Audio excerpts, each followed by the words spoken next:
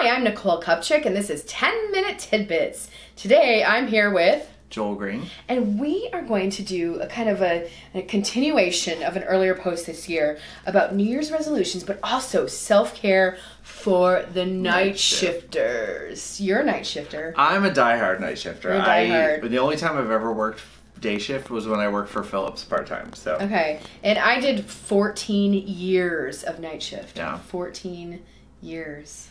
That was a long time to do night shift. It was a long time to do night shift. So anyway, okay, so let's kind of update New Year's resolutions. So we talked about our New Year's resolutions. Yes, we did. What were yours? So mine was to lose some weight. Okay. To work on debt. Okay. And yeah, those were my two that I said I would try and accomplish. Yeah. And how are you doing? So losing weight, been doing Orange Theory for a while. Feel like it's doing pretty well. I mean, my pants fit better, so I guess that means I've lost some weight. Yeah, that one, right? Okay. And then debt, it's always a constant project, but it is coming down. So yes, hopefully heading in the right direction. Heading in the right direction. Yeah. Okay. So yours were no swearing. Yeah, and I suck at it. Sorry, I couldn't help myself on that one. Swearing. What was the other one? It was swearing was a big one. And then, just taking better care of myself. Yes. Yeah, because I'm on the road all the time, and it's just been a little, I've overdone it a little bit. So anyway, so I am working on both things. Yeah. Some things are effing better than others.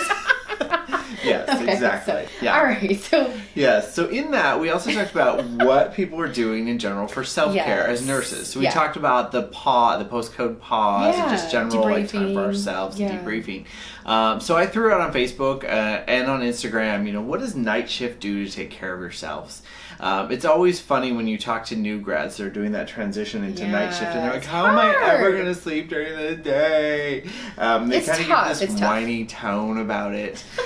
When they're on day shift orientation, like, everything's roses and unicorns. How am I going to sleep during the day? Yeah, just so you know, so I was a 14-year night shifter and then went to day shift, and oh my gosh, it is like I just don't even know what end is up half the time. You just run around like a chicken with your head cut off. There's always someone coming at you, and you're just like, stop! And I miss the night shift kind of, I don't want to say the Q word, never ever say the Q word, but it's a different pace. I'm not saying night shift's easier, because it's not. It's just different, right? Okay. Oh, it's very different, yeah. Okay, so you asked the question, you posed the question, what do you all do to sleep? So okay, sleep that's is a always big the big thing. anxiety-producing. Okay. Exactly. And like, how long do you sleep? How many hours do you get? So I'm one of those weird people that can sleep anywhere, anytime, all the time. I'm just gonna roll my eyes. My roommate makes fun of me because he's like, I come home, you're asleep. I wake up, you're asleep. You're always asleep. But I feel like I'm always up and about. So. Okay. For me, my tricks are the room has to be dark. Yes, I think room darkening shades are one of the best investments somebody can make. Okay, what else? Some people do the eye mask thing. I can't. I rip it I'm off of my sleeve. I totally just paw it off. And I'm like, I'm done with this. Yeah. All right. For me, it's also white noise are my big ones. Yeah. So whether it's the fan, it's the air conditioner, it's something, but something has to be making white noise. Okay. Otherwise, like, I hear the door move, I hear the dog bark, I hear something go off that. There's always something, right? Okay, especially if you live in an apartment building. Right. Okay, what else?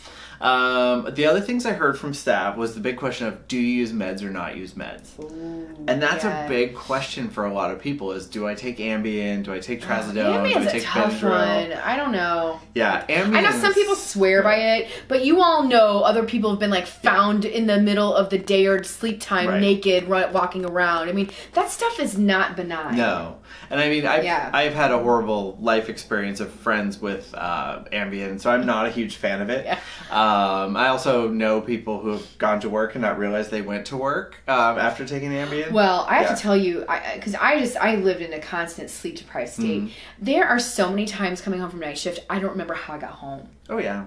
Like, I would use, the little, I call them the turtles in the road, those little bumpy things. Braille. It's like Braille in the road. Yeah. I would use that to get myself home sometimes. Yep. I would ride home with the windows down. Yeah. But the best is, like, to just go after work. This is the best but worst.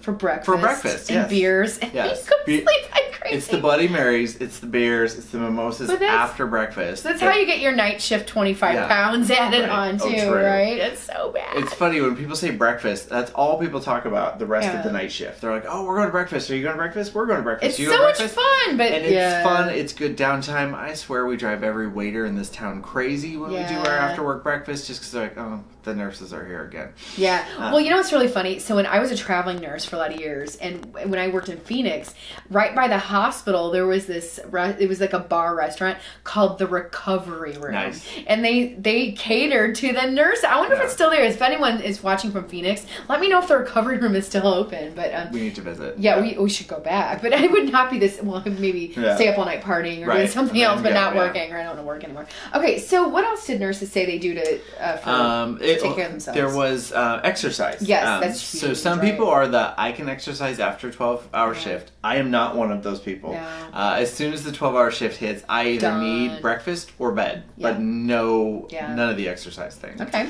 Some exercise when they wake up, and so that makes them extra tired by the time they finish their 12-hour shift. There was some talk about like the mid-nap shift. I've tried that. Yeah. It does not work for me, but I know people it does work for. Yeah, fascinating. Years ago when I was a traveler at UCLA, they were really good. I hope UCLA is still like this, but they were really good about making sure we got breaks, and we all got like minimum 1 hour to go, like 1 hour to go sleep. So what we would do is we would order food and just eat food like during the shift, and then we would go sleep. Oh, we don't eat it at the desk, by the way. No, nobody does that. No. But we would go sleep on our breaks, and somebody would like truly cover your patient for you, and that was fascinating, fabulous. I mean, I love that. Yeah, and that's one thing we're working on at Harvard View is allowing people that if they want to take that mid-shift break is to take your hour and go nap in that quiet environment. Yeah. For me, I can't wake back up again. Once I'm out, you sleep all the time. It takes me like a half hour to an hour, and like my patient's coding, and I'm like, like the worst CPR ever. That wakes you up. Yeah. So no, but Okay, so what else do they say? And then those were kind of the big ones. Was the dark room, the cold room was another thing too. Okay, a lot of people talk about like covers. sleeping in the basement, air conditioning. Fans, those kind of things to make sure that the room is cold, but you have lots of blankets. Yeah. And then the other thing is just making sure you have a plan for childcare and dog care so that during the day you're not waking up for those kind of things. I'm sorry, I never understood how nurses did this, but I have worked over the years with so many nurses who would work night shift and then have no sitter during the day. And so they were expected to be up all night and then watch the kid all day, and they would just nap on and off. That's not healthy. Yeah. I mean, I understand people do what they gotta do. That is so not healthy. Yeah. It's scary. It's tough for you guys. I mean, having that adds a lot. So I just can't imagine having to do that. So, anything else? No, I think those are the big ones. Those are the big ones. So night shift. I love you guys. You're my favorite. I am always going to be a night shifter. Shift. Yes, go night shift. Yeah. So when you have things that work for you, let us know. Write in the comments things that you do. We would love to start a discussion. Right. Like, what works for you to take care of yourself and sleep on night shift? Yeah. I know the other thing I think you have to put a lot of thought into is when you work a stretch, what do you do when you're off? Do you stay on a night shift? Flip? Yep. I used to always flip. What do you do? You flip. Yeah. I used to always flip. Because there was no way I could stay on a night shift when I'm... especially in summer when it's 80 degrees. I want to go play at the lake. Totally. I don't want to be sleeping all day. So anyway, okay, we'd love to hear from you, though. And so I would say keep up those New Year's resolutions. If you made them, keep them up. We're still trying to working on them. We're still blinking, trying to keep ours up. Right. That was my cursing one. But and then let us know, what you do to take care of yourself. So, all right. Well, I'm Nicole Kupchik, and this is... I'm Joel Green. And this is 10-Minute Tidbits.